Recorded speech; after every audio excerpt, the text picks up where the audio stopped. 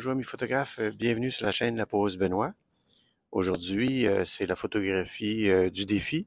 Alors, je me retrouve sur le site de l'Université de Montréal, plus précisément sur le site de la Polytechnique. Puis là, on voit présentement l'édifice principal où, sur les parois de l'édifice, on peut apercevoir les deux nids de faucons pèlerins qui ont été aménagés par les chercheurs de l'université. Alors, c'est présentement, on voit, il y a le nid à gauche où il y a un couple de faucons pèlerins. Alors présentement, la femelle est en train de couvrir 4 œufs.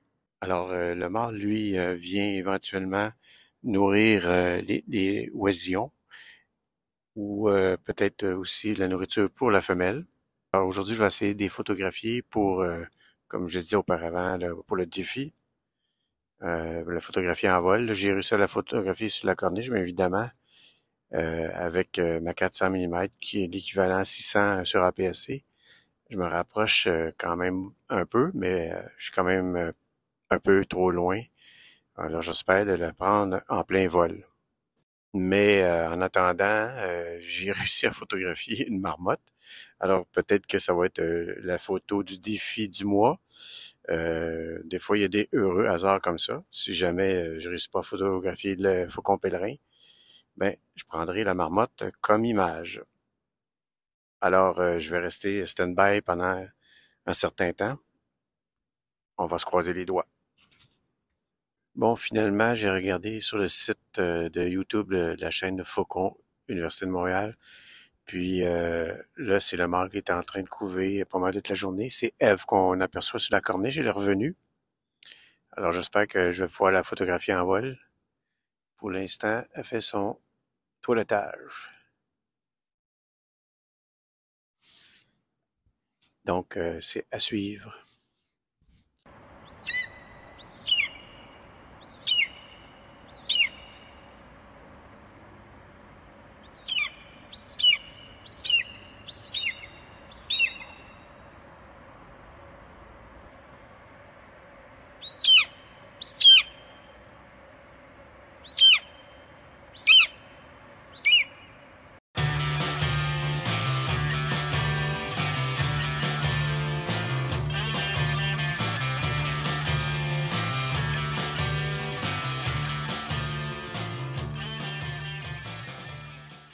Alors, avant de passer à la retouche photo proprement dit, je voulais vous montrer la chaîne YouTube de l'Université de Montréal qui filme en direct le nichoir des faucons pèlerins. Évidemment, moi, je suis allé au début mai où il y avait 4 œufs que la femelle Ève couvait. Alors, depuis le 16 mai, les œufs ont éclos. Alors, on peut voir que les 4 petits poussins se portent bien. Comme je l'avais dit auparavant, je vais mettre le lien en description. Si vous êtes intéressé à aller voir la progression de la petite famille, là on peut voir ici que Ève est en train de nourrir les petits poussins. Évidemment, le mâle a ramené la nourriture au nid. Alors les images que vous voyez, je crois que c'est un jet bleu que le mâle a tué.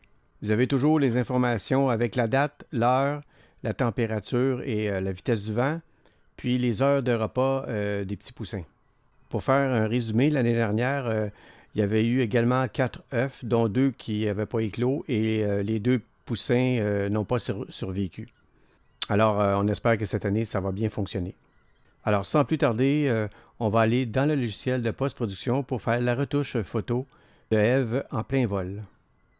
Alors, on se retrouve dans l'interface de DxO Film Pack 7 où j'ai choisi cette photographie de l'envol de Ève. Alors, pour la photo du mois de mai, j'ai décidé de faire une photo en noir et blanc. Donc, je suis dans la section pré-réglage du logiciel. Ici, j'ai choisi la pellicule Agfa APX25.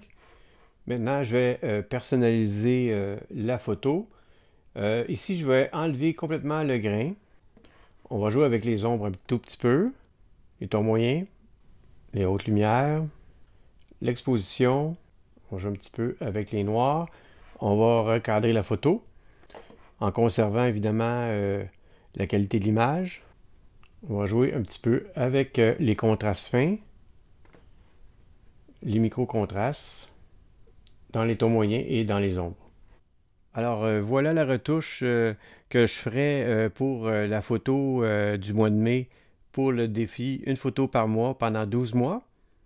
Maintenant, il reste à l'imprimer avec la petite imprimante Instax Wide de Fujifilm. Je vous invite au prochain mois, qui est le mois de juin, pour ce nouveau défi.